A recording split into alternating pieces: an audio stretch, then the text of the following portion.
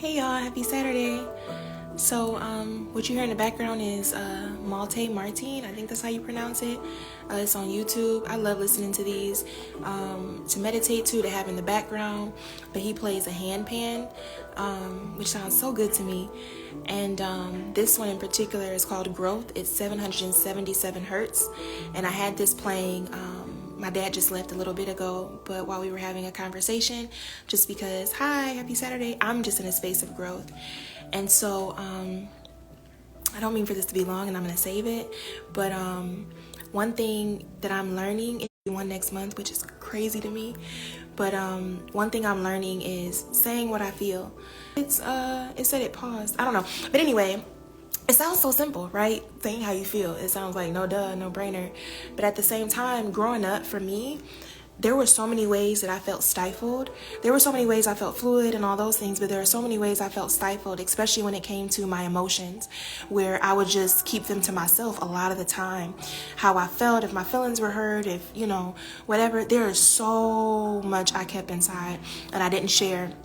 And I spent a lot of time in my room alone because I've always been the type of person to have and need almost an abundance of time to myself so that I can think through things and connect dots and to be logical in situations, really.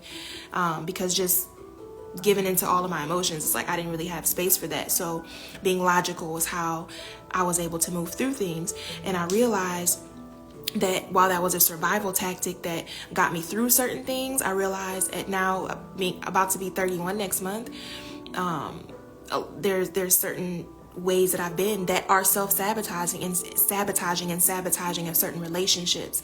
And so last year when I was turning 30, God told me that, like, Bria, if you continue on this path, you are going to live a life of complacency. And because you know that you are not meant for a complacent life, you are never going to be happy. And so I've always done work, and I've always been very focused on healing and growing and evolving and everything within myself, because I've always known, my mission for being here. But it unlocked another level of that intentionality, because I've always been wanting to take self-inventory. I never just think, I'm just right about everything, or nothing's wrong with me, or that's just how I am. I've never accepted that, because really it wasn't space in my household for that. It was always like, okay, even in school, I always was on honor roll, but it's like, okay, you got all A's and B's, but you were talking too much in class. And it's not just about your grades, it's also about your character. My dad would say that. So I was never in a space growing up where it's like, oh no, this is just, what you're doing is good enough. It's like, no, there's some more that could be unlocked. And so I've continued those practices as an adult. And so, hey, happy Saturday. How's I say Friday? But anyway, there was a conversation, something like a little bit of a conversation that me and my dad had. And you should come on here, whoever that is doing all the hearts, because maybe you got something to add. But me and my dad had a little bit of a conversation, not even a conversation, but just, why is it doing all the way around? We had a simple exchange maybe like 2 weeks ago, and it unlocked so many things, and it made me think about so many things. And in that moment, it wasn't time for me to have that conversation, because and it wasn't a bad, like, anything. It was no negative undertones or anything in our exchange. But for me personally, the people, anybody in general, I don't get into it with people. I don't be arguing. You'll get more of a you got it out of me than anything else, because growing up with my older brother, we would argue darn near every day about the silliest stuff. We would argue about the doggone microwave. Well, you just did 30 seconds. And it's just like, I can't stand having to argue, because it's like, okay, we can just have a conversation. I'm not about to be yelling and cussing and hollering at nobody, hooting and hollering and all that kind of stuff. That's never been me, because to me, it's pointless. It's like, okay, what are we doing here? That's just expending energy for what reason, And so when I love and care about a person, I always want to handle them with love, care, and respect. And if I feel like I'm not in a place to do that, then I like to take a moment, whether that's taking a walk, taking a break from the conversation, whatever it is, so that when I revisit the conversation or the situation or whatever is at hand, then I can handle that conversation and that person in that relationship with love and respect. Because I don't like disrespect. Respect is huge to me. I don't like feeling disrespected, and I also don't like other people to feel disrespected because of something I've done or I've said. So granted, we're all human. There's sometimes you say something with one intention, and the way that you say it, or there's a facet within what you said that somebody could misinterpret, or that could be received in a way that you did not intend. So even if that was not your intention, it still may be received in a certain way. And so I like to always think about what I'm going to say and how I'm going to say it, because I think that that's really very important. So often there's conversations that are so divisive on social media and in a lot of places. There are a lot, especially now with everybody and their mama having a podcast, which I'm not hating on, but where people are realizing some of that divisiveness between men and women. But I think so often I've heard of women just spouting off at the mouth, or just being vicious with their words, or saying things to cut a man down and everything. And it's like, that's just unnecessary. And a lot of that is because there are so many people in general that just don't have the tools. So it's like you feel all of these emotions, you feel all this passion behind what you're saying. And it's a way that you're trying to get your needs met, but it's like going about it in a way that is damaging to that person, to yourself, to the relationship. Because then sometimes in the past, I remember one time I said something to my brother when we were like, I had to be like a preteen, and I never forgot what I said. And it was so hurtful. And don't get me wrong, he used to put me through the ringer, but we used to but I had said something, what I had said that day. Still to this day, I never forgot that. And I don't like that I said that, because you can't take it back. And even though, there were things that had happened that contributed to what was said, I still don't like that I said that. And I've acknowledged that I told him that since then, but I don't like that. And I'm just very conscious of how I handle people, and I'm not perfect. That doesn't mean that things don't go under the radar. That doesn't mean that I don't have awareness to build. That doesn't mean that I don't have room to grow, because I do. However, I like to be very mindful of that, because I'm not the kind of person just to be around people. Like how a woman will go out with a man on a date because she wants some food, or she's hungry, or she's trying to get a bag or get a trip. Baby, I don't have it. I don't have that in me. If I don't like your presence, if I don't appreciate your presence, I can't stomach that. I'm not built for that. I told my dad, I was like, he had brought up somebody, I was like, I don't care for her. And he was like, you don't care for nobody. That's not true. but I just can't force things. So if you're in my life, and I'm still working on some ways that I show up in my relationships and things, but if you're in my life in whatever capacity, I genuinely appreciate who you are, respect who you are, respect you. And I also admire you in some way. I want to make sure that you're always honoring yourself to complete whatever mission and whatever you came here to do. And so if I can add to that, great. And if I can't, then I need to be out of the way, because it's not about me. It's about you fulfilling whatever God put you on this planet at this time to be able to do. And so if I'm able to move in support of that, great. If I'm not, then get me up out of your way, because just having people around, just to have them around, that's not me. I appreciate my presence way too much to have that. Anyhow, what this is about. So a simple exchange that me and my dad had about a week ago got me to thinking. And so I went to yoga earlier today. I'm so happy I went. I felt so good after yoga. And so you should look up Yoganic Flow on here, Yoganic Flow, because they offer classes throughout the week and everything. And to me, their summer sessions are the best, because like being outside and like hearing the birds and having the background music of nature and just looking up at the trees and the sky and everything is my favorite. Anyway, after I left, I called my dad and I was like, hey, I want to have a conversation about this. And so I was like, so when you have the mental capacity, let me know. And so he was like, oh, I can do that today at 12. So he met me at my place. And so I'm always conscious of that, because I don't like to just spring on conversations on people, because I know, like, say if you just got a phone call, say if I just called and, your tire was just flat, and then I'm calling you and I'm just spouting off. It might be very combative, or it may, you know what I'm saying? It may just feel defeating, because it's like, I'm already dealing with this and now you're calling me with that. So I'm very conscious of that in my relationships. And I don't care who it is, just because we have whatever relationship dynamic it is, doesn't mean that you always have, you might be willing, but just because you're willing does not mean that you have the capacity. And I much rather have a conversation with someone that has the capacity to have the conversation than just to be picking out points and pointing the finger and hitting a dead brick wall, because what are we accomplishing there? I don't like having redundant conversation, because what is the point of redundant conversation? So anyhow, happy Saturday. Anyhow, he came over, and I'm talking about a conversation I had with my dad today that was very healing and just really beautiful.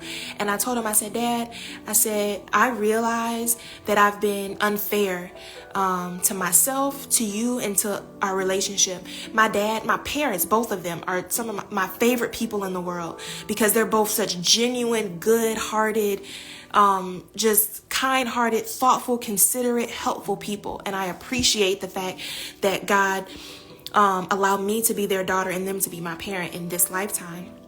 And so I told him, I said, you know, I realize how I've been unfair. I said, and sabotaging in a way, because when you're not honest about how you feel, if you're not showing up in your authentic, in an authentic way, and in doing that, you're sabotaging the fullness and the full capacity that relationship has to grow, because you're not showing up fully. You're not saying how you feel. You're harboring feelings. You know what I'm saying? And especially when somebody has the willingness, not everybody has the willingness to meet you in a conversation and to be honest and to, you know, to listen to you and all those things, and to come to a resolve. Everybody does not have that. So the people in your life that have the willingness to meet you where you are and to hear you and to grow with you,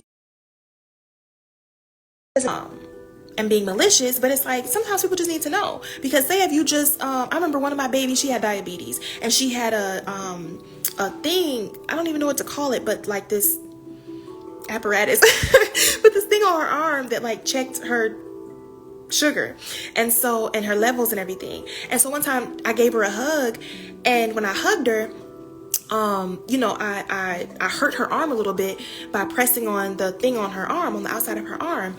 And she told me, of course I wasn't doing anything to be malicious. I was giving her a hug, you know, but because she made me aware of that, I was able to make a better decision to hug her differently, so that, you know, not on that arm, so I wasn't hurting her. Sometimes people can hurt you or cause you pain or cause you harm, and it's not intentional. It's not malicious, you know, and that's why it's really important to not be a victim in a lot of situations. It's easy to be like, oh, this always happens to me. People always hug me wrong. People always hurt my arm. Baby, say how you feel. Let them know, you know. And it doesn't have to be you blowing up or you making somebody feel bad for causing you pain, but it is important to let somebody know, because if they care and they have a willingness, they will acquiesce to make sure that you're not, you know, that they're not causing you pain, because that's not their intention. And so I told him, I said, I realize that I've been unfair to myself, to you, and to our relationship in some ways, because there's certain things I'd only want to talk to my dad about. But there's certain things, you know, that I would keep to myself for certain reasons, and that were all wrapped up in certain survival tactics that are over and done with. And I told him, I said, I'm coming into my own in a new way, and I'm discovering parts of myself that are completely uncharted territory, and in having this conversation, this is just another step towards becoming, and not even becoming, but allowing myself permission to be my full and authentic self with the people around me. Because if I have a relationship with you, I want to show up complete and whole as I am, but I also want other people to have the same. And so I told him, I said, we sat down, I said, I'd like for us to both write for at least, maybe like, not at least, but about 3 minutes or so. Because I don't want to just be heard. I'm not just trying to talk. I also want to listen, because I want to understand things from your perspective in the situation. I'm not just trying to look at it and how it's only affecting me or just what I want in the situation, because it's, you know, it's about mutual comfortability, mutual respect and everything. Because, you know, where else are we going to get if I'm just like, I'm feeling this way and you're doing this and blah, blah, blah. And it wasn't nothing he was doing exactly. So anyhow, he did that. We both wrote down some things, because I didn't want anything to be forgotten. Everything that needed to be said about the situation, I wanted it to be said, and I wanted us to be able to do that in a very constructive way. And typically we have constructive conversation, don't get me wrong, but yeah, so we both did that, and then he just allowed me to speak, which I did. And so after he did the same. And so I listened to him when he spoke, and vice versa. And he was like, at the end, he was like, how do you feel? I said, much better. I felt so much better. And he was like, well, when something happens, you know, let me know then. And he was like, I may not like it all the time. I may not always agree, you know, it may not always be whatever possibility. He's like, but let me know, because my dad, like I am, and that's where I get it from. My dad is extremely methodical in things. And so the more that you know, the better decisions you can make and plan ahead and everything, which I can respect and appreciate. And I told him, I said, I will do my best in that. I said, but this is a space that it's almost like I'm an infant in this space, because I am a very outspoken person. If you know me, you know I'm very outspoken, and I'm very direct, and I get that from my dad. My dad is extremely direct, okay? And so he was like, I can't imagine that there are things that you don't say. And that's the same with him, because he always says, as much as I say, he's like, I pray more than I say. He's like, as many things as I say, there's so much that I don't say because I pray more than I say. And I'd be like, I don't know how, because you say a lot. It's the same with me. I say a lot, but there were things sometimes that I just would not say. And so I told him, I said, I feel like a weight has been lifted. And I told him, I said, again, like I said before, when somebody has the willingness, you do yourself, the relationship, and them a disservice, blah, blah, blah. And so, I think sometimes with men and women, and I don't know if I said it on here before, but, there are a lot of conversations by way of a lot of these podcasts and things that are having these safe spaces and all to have the conversations. But, sometimes so much of what I see on here is so divisive, and it's like, I don't have space to be arguing with folk and going back and forth and yelling, hooting and hollering. That's just not me. Now, can I get there? Yep, absolutely. It's not always Happy Thursday, but it's like overall, all of that extra is just pointless to me, because I'm like, a lot of times when somebody's yelling and carrying on like that, or just being emotionally erratic, it's not like they're trying to, it's like that's their attempt to be heard. And so I feel like you can still be heard without doing all of that. So it's like, if I feel a lot at once, or I'm trying to think through everything to see it clearly, so not be a victim, to be able to see through everything else and see a resolve. Sometimes I need a moment to process my emotions, and to filter through everything to figure out the resolve or whatever, to come to a and so anyway, we had that conversation, and I felt super, super good. And it just made me really want to share, not about the conversation exactly, but more so about like just saying what you feel and sharing that with people and doing that for yourself. And sometimes taking a moment to figure out how you feel and, how you would want to approach it. But also just telling people like, hey, I need a minute to process this, because I want to handle you with love and respect. And if I feel like if I can't do that, I need to take a moment so that I can do that. Because when you say certain things, you do certain things, you can't take those things back. There was somebody that said something to me. I thought about what was said every day for a while, and it affected me. And I was able to extract the truth in it. I was able to extract the projections in it and didn't take those and take ownership of those. But it's like, who wants to say things that they can't take back? Because once you put certain things out there, sometimes some things that are said and done are beyond repair. And who wants to just go around and just ruin relationships, quality relationships, because of those things? And again, those can be survival tactics. Like maybe the only way I was heard was by being, explosive, or the only way that somebody was going to listen to me is if I yelled, or the only way somebody was going to pay attention to the things that I've been saying for months is for me to just distance myself and to shut down. And it's like that may have gotten you through a certain point, but I know for me, some of the ways and the habits that I had were very sabotaging and were unhealthy. And I'm in a space where it's like, okay, I've recognized those things, and not blaming myself or blaming the people and the environments that led me to some of those habits, but just saying, okay, I'm here now. I understand where I would like to go in the direction that I'm traveling, and the direction that I'm traveling is not conducive for those things. It's just like if you were going from a beat up minivan to a 2-seater, all the stuff in that van, baby, you can't carry all that. You can't pick up all the neighborhood kids and take them to soccer every day now. You got a 2-seater. It's time to live a life in a different way. It's like you can't carry that because there's no space for that. And so I've been actively ridding myself of things that I have no space for, that the version of me that is unfolding has no space for, that the calling and the mission and all those things and the fulfillment of those things have no space for, which is why it's like, okay, let me fast, which is why up here earlier, I've been drinking water with chlorophyll, because I'm like, you know what? There's some things I need to do. There's a version of myself that is unfolding, and I'm really very adamant and serious about that. So I'm not trying to hang out all the time. I ain't got time to talk all the time. There's some friends I got to get back to now, and it's not like I'm trying to hold people off or try to be distant or isolating and things like that. Some of it is because I've had a lot going on, as everybody has life going on, but it's also like the version of me that is coming forth, it takes a lot. It almost feels like, this version is in an infant stage. And just like when I'm not a parent, but when you have a baby and there's so much love and nurturing and care and nesting and all those things that are required for that time and that space and that phase of life, I feel the same way. And so I appreciate the people in my life that understand that don't take it personal, that honor me in that space and while I'm figuring out this space, because this version of me is new to myself, even because there's certain things I'm like, Bria, I can't do that. Sometimes you may have reached for these things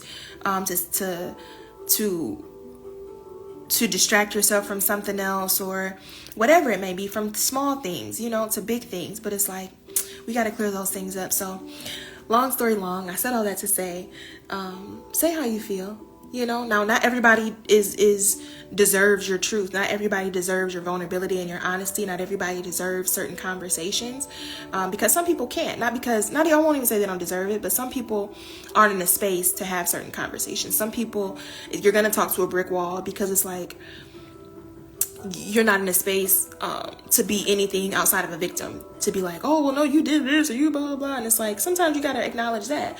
But again, for the people, happy Saturday, but for the people in your life that have the willingness to hear you, share that, and I encourage you, don't just, go into that situation or conversations or exchanges just thinking about what you can get or what you have to say or what's on your mind and all this. Go into it with like, okay, I do want to acknowledge these things and share these things, but it's not just so I can be heard. It's also so that I can be quiet and listen, because maybe my interpretation of this was rooted in a fictitious projection. Maybe this was rooted in an insecurity. Maybe this was rooted in a outdated survival tactic that no longer serves me.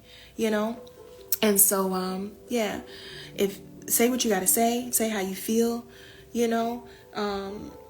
If you need to meditate first or go to God first, or, write it down or flush it out or come up with ground rules before you have a conversation, like, let's write out how we feel first, so that, there are no points that are missing, so that we don't leave this conversation and have things left unsaid.